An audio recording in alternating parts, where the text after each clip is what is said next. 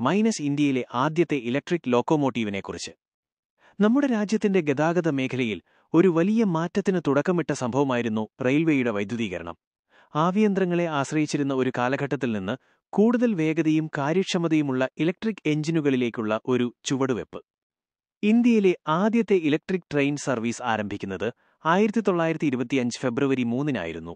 ഈ ചരിത്രപരമായ ഓട്ടം നടന്നത് ബോംബെ വിക്ടോറിയ ടെർമിനസിനും ഇന്നത്തെ ഛത്രപതി ശിവാജി മഹാരാജ് ടെർമിനസ് കുർളയ്ക്കും ഇടയിലായിരുന്നു. ഈ ആദ്യത്തെ ഇലക്ട്രിക് ട്രെയിനിനെ വലിച്ച locomotive Swiss locomotive and machine വർക്സിൽ SLM നിന്ന് ഇറക്കുമതി ചെയ്തതായിരുന്നു. ഇത് 1500 വോൾട്ട് DC ട്രാക്ഷനിലായിരുന്നു പ്രവർത്തിച്ചിരുന്നത്. ഇതോടെ ഇന്ത്യ ഏഷ്യയിൽ റെയിൽവേ വൈദ്യുതീകരിച്ച ആദ്യ രാജ്യങ്ങളിലൊന്നായി. തുടക്കത്തിൽ പ്രാദേശിക സർവീസുകൾക്കുവേണ്ടിയായിരുന്നു വൈദ്യുതീകരണം നടപ്പാക്കിയതെങ്കിലും ഈ വിജയമാണ് പിന്നീട് ദീർഘദൂര പാതകളിലേക്ക് ഇലക്ട്രിക് എഞ്ചിനുകൾ കൊണ്ടുവരാൻ ഇന്ത്യൻ റെയിൽവേക്ക് പ്രചോദനമായത്. 1927-ൽ പാസഞ്ചർ ട്രെയിനുകൾക്കുവേണ്ടി WCP-1 എന്ന ആദ്യത്തെ ഇലക്ട്രിക് ലോക്കോമോട്ടീവ് രംഗത്തെത്തി. ചരക്ക് നീക്കത്തിനായി WCG-1 എന്ന ലോക്കോമോട്ടീവുകളും ഉപയോഗിച്ചു.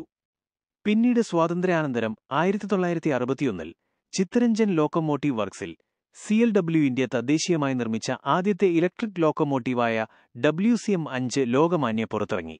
ഇത് നമ്മുടെ രാജ്യം സാങ്കേതികമായി കൈവരിച്ച വലിയ നേട്ടമായിരുന്നു. ഇന്ന് ഇന്ത്യൻ റെയിൽവേ അതിവേഗം പൂർണ്ണമായും വൈദ്യുതീകരിക്കപ്പെട്ടുകൊണ്ടിരിക്കുകയാണ്. ആദ്യത്തെ ആ ഇലക്ട്രിക് ലോക്കോമോട്ടീവ് നമുക്കൊരു ഓർമ്മപ്പെടുത്തലാണ്. ആ നൂറ്റാണ്ടിന്റെ തുടക്കത്തിൽ സ്ഥാപിച്ച അടിത്തറയാണ് ഇന്നത്തെ നമ്മുടെ അതിവേഗ കാര്യക്ഷമമായ റെയിൽവേ ശൃംഖലയുടെ ശക്തി.